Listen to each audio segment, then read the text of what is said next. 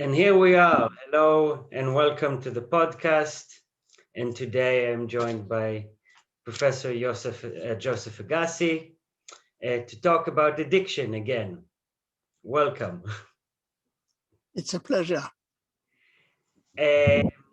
We talked quite a lot about this in a previous recording we made.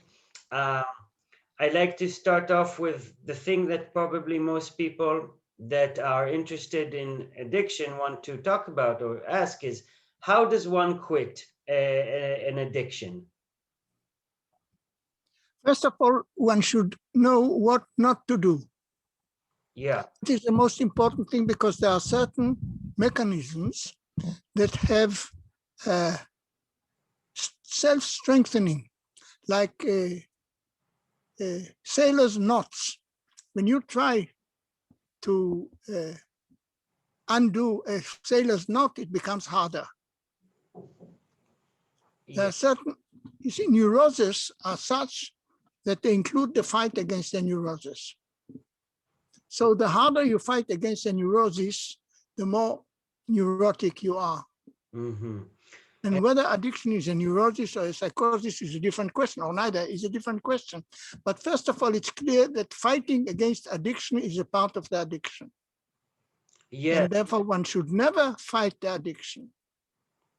One should first of all see what role addiction plays in one's life.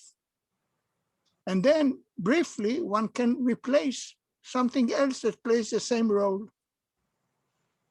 That's the best one can hope for. And in time, maybe the need that addiction satisfies lessens. They say, if you don't fight the need and you satisfy it within limits, it becomes more and more reasonable, rather than becoming more and more unreasonable, as usually with addiction. I mean, normal cause of addiction is destruction, because it becomes ever stronger. Even with cigarettes, one smokes more and more cigarettes as long as one continues. So by that logic, to hate cigarettes and to struggle against your dependence on cigarettes, it inflames the mechanism that makes you smoke. I always say to smokers, if you want to stop smoking, whatever you do, always have cigarettes on you. Mm-hmm. And certainly when your need for smoking reaches a high level, you have to smoke to bring it down. By the way, the nice thing is that if you are of this ilk, then after one or two puffs, you feel the need to stop smoking. And to feel the need to stop smoking is very different from fighting the addiction. In fact, it's the opposite. Mm. You mean after one or two puffs, the smoker feels like they should stop smoking? They feel that it's a burden. They don't want to continue. By the way, the same with drinking and any other addiction. Even addiction to sex, which is unbelievable, but even that happens. That has always been an interesting concept to me, the I don't even want it. As a therapist, I've heard a lot of people say, I don't even want this drink. I don't know what I'm doing it. It always made me feel like the word want isn't specific enough. Like it does. That's right. They mean they don't want it in a simple way. They want it in a complicated way. That is to say, love, hate. I always thought of it as two wants. They want it and they want to not want it. We are saying the same thing. Yeah. It's interesting. You were telling me now something a little different. You have told me before, if you want to stop smoking cigarettes, you do it, and you do only that for a month, nothing else. No, this is the one thing. That's a different technique. There are many ways to skin a cat. I don't know why you are surprised. It depends what conversation we had. Yeah. I'm not so surprised. I'm interested in exploring this space.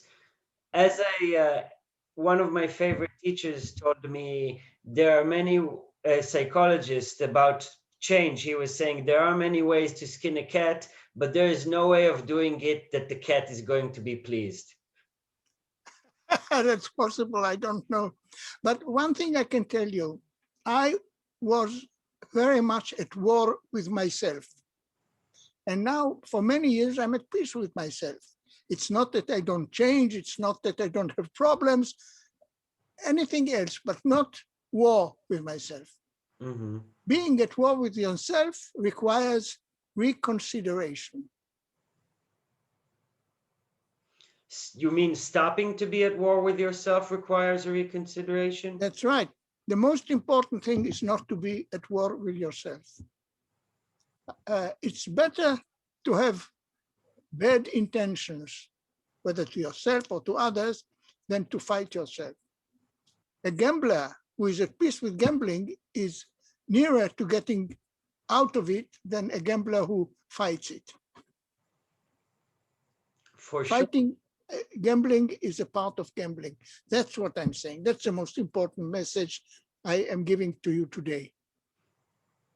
Yeah, definitely. And it reminds me a little bit with anxiety, the relief one feels when the threat goes away. If it's a social gathering and social anxiety and you leave the party and then you are really relieved and you feel fantastic, or you're on a high bridge, that And is, then, and and then very quickly you get panicky. That's the way the addiction has a hold on you. When the worst comes to the worst, you get panicky. I know that many times when people ask me for advice, I usually give them, to begin with, very simple advice that gets them a very short relief. And I tell them, when in need, give me a call, day or night. I don't mind whether they call me at midnight or later. It's all the same to me. And I know that it's hopeless because I know they will not call me. And the point is, when they leave me, they feel euphoric. And that's why I know it will lead nowhere, because the euphoria follows panic. And when in panic, they should call me, but they don't. That's the end of the story. yeah, I've had similar experiences with people who have a fundamental moment in the therapy session. They have an energetic explosion of sorts, and how they leave determines a lot. If they shake your hand and tell you you changed your life and thank you, then it's fucked. It's over, It's over, that's right, yes. which is very sad. And you have to be nice and say, well, come back anytime. And Yes, it's hopeless. If you are any good, you know it's hopeless, yes. yeah. The main thing is for therapists not to feel with superpowers. Yeah. This is the addiction of the treater, and the treater and the treated interlock, and that is disastrous. What is funny is I have met a therapist with superpowers, and it was one person. No, he really did. It was amazing, Oh, but yes. it was a person who would never think of themselves as having superpowers. But yeah, yeah, they had another form of addiction. Quite. What people don't realize is that people who help them may be addicted. And you may know that addicts have a yen for helping others. They think if I succeed to help others, maybe I succeed to help myself next. Perhaps there's a big commonality in it. Addicts like other addicts. They like supporting other addicts, saving other addicts, giving drugs to other addicts. Yeah. There By are, the way, the book Games People Play discusses all these things very nicely. I don't know if you know that book. I know it. It's a very good book. Yeah, it seemed to me like it was. I looked at the contents. It seemed a little Not Prosaic is the word. That's why I like it. okay. It doesn't pretend to be a manual, it just takes you Yeah, through the journey. that's right. Um, the idea of quitting addiction is interesting to me. Well, obviously, I work with this and I am addicted to talking about it and whatever other things can be said. Yeah. But, in our another one of our talks, we were talking about how really any quitting is just a matter of deciding. Not only. Not only. The main thing is you have to both be able to decide and decide. The two things, it's lock and key. You need two. So, what would make someone unable to decide? A lack of autonomy? Oh, all sorts of things, all sorts of things. The question is not what causes it. Just when you think of generally the problem, Freud says it's no good treating symptoms, you have to find the cause. And I say, if your flesh is cut, it doesn't matter by what instrument. Right. So it's a serious mistake. Yeah, I agree. I also like the saying is when you have a headache and you get an aspirin, the source of your headache wasn't a lack of aspirin. That's correct, yes. The aspirin solved the problem. By the way, I found that, the worst pain is called migraine, and there are two kinds of migraine, biological and psychological. The biological you have to treat with a biological expert, but the psychological is very easy. You see it coming, you have to do something else. Distraction. And people ask me what something else, and then I know it's hopeless. Yeah. So there is when you work with when you listen to enough stories about addiction and people changing from addiction, um, a lot of times there is a one moment that makes it happen, whether that moment is a decision, a child being born, Yeah. coming closer to Yes. whatever. I knew a student who was a Marxist, and then one day he became a Lubavitcher. A Lubavitcher is a Hasidic Jew of a specific sect. That's right. An extreme or a very religious. All encompassing. That's the word. All encompassing. Like Marxism, all encompassing. Yeah, that's a switch from one echo chamber to another, isn't it? Exactly so. Exactly so. These days, in the last 10, 20 years, many old new therapies have been to use drugs like psychedelic mushrooms or DMT, that is ayahuasca, a brew. And the idea is that it brings people to this experience, and then not every time, but then sometimes a fundamental shift happens and they come out. There was one great therapist called Joseph Wolpe, an American, who said, first thing you have to relax your patient, and it doesn't matter how. I found this so beautiful. First thing you have to relax your patient, and it doesn't matter how. So, that is to say, you have no commerce before the fellow is relaxed. Yeah. Well, that is true for some of it. They do that in sometimes they give you a MDMA, ecstasy, the first time to create a bond with the therapist. But then the actual drug is not necessarily relaxing. It can be quite intense, quite horrifying. Yeah, it can be a bad trip, as they call it. Yeah. So what happens to a lot of people and what gets talked about a lot is ego death on psychedelics. and the idea that ego death can be liberating, that you come back from the ego death and now you're not addicted to cigarettes or alcohol or heroin. True, but it may lead to panic, as I told you. Yeah. On the whole, in my opinion, the greatest enemy of any therapy is panic. And yet it's unavoided, really, unavoidable. I don't know. After all, panic is just one way of getting high. That's what it is. It's the worst possible way. Yes, but it is when you hit rock bottom and you find no way to get high, then you panic. That is, you get high anyway. But there's something about almost chemical or maybe even alchemical processes that you that the panic serves. You know, there's something within. Oh, no question.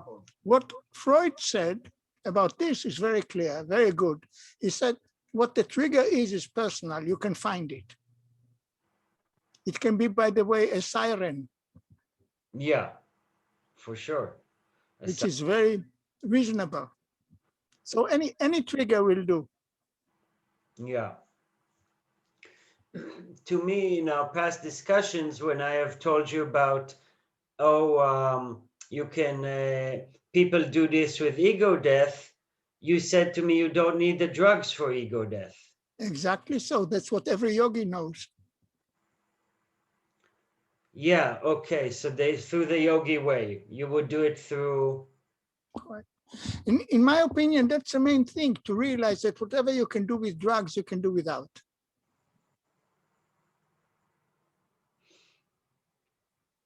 It takes work, it takes thinking. It doesn't come naturally, but it's possible.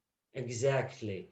Because just to explain your point, in our brain, whatever drugs do in our brain, it's because the brain has that mechanism to experience that even without the drugs. So even to create drugs. Yeah. It's well known. By the way, not only thinking, but even running creates opiates. This is why many people are addicted to running. and hallucinations, they happen in dreams, they happen during fatigue, and all those. The funny thing is that many more people have hallucinations than they think or know, because people are frightened by hallucinations and they repress the memory of them.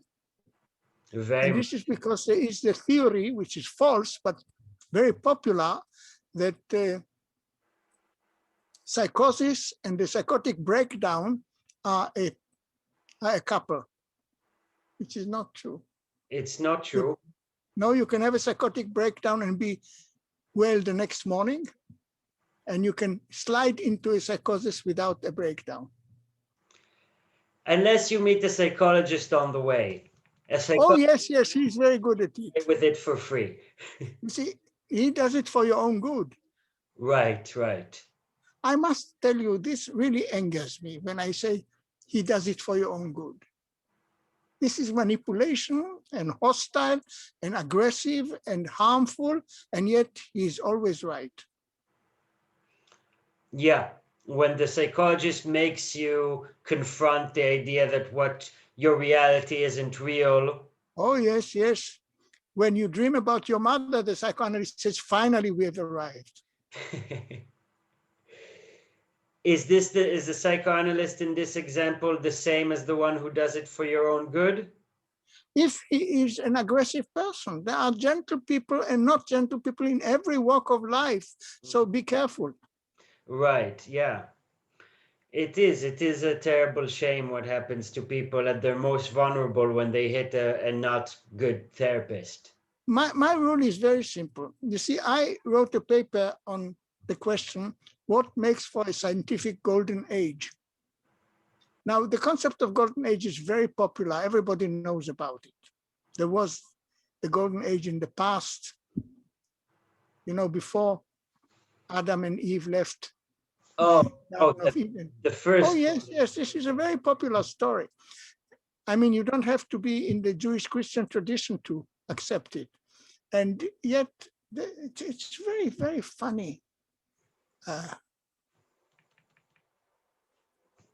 The hostilities that destroy everything, where I know that what causes a golden age is just one thing: encouragement. Every time you read about a golden age, whether in art or in science, it doesn't matter, you'll find enormous group encouragement.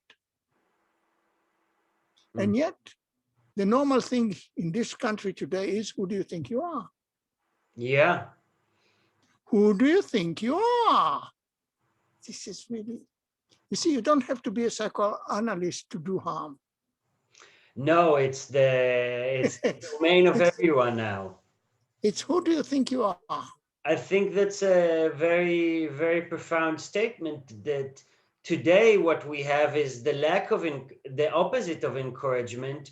Where everyone is encouraging everyone else with fake news, with people being on. Oh, yes, yes. You see, I can encourage you if you follow my line, Yeah, if you let me guide you.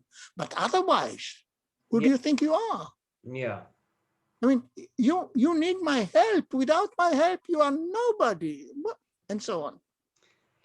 I mean, these things are really very harmful. You know, it sounds a caricature when I do it now, but it goes deep.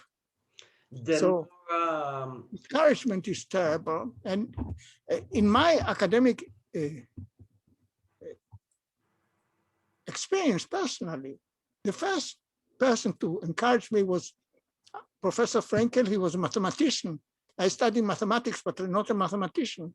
But he was a person who was personally prone to encourage people and even to help them. He was the only professor who helped me and so on.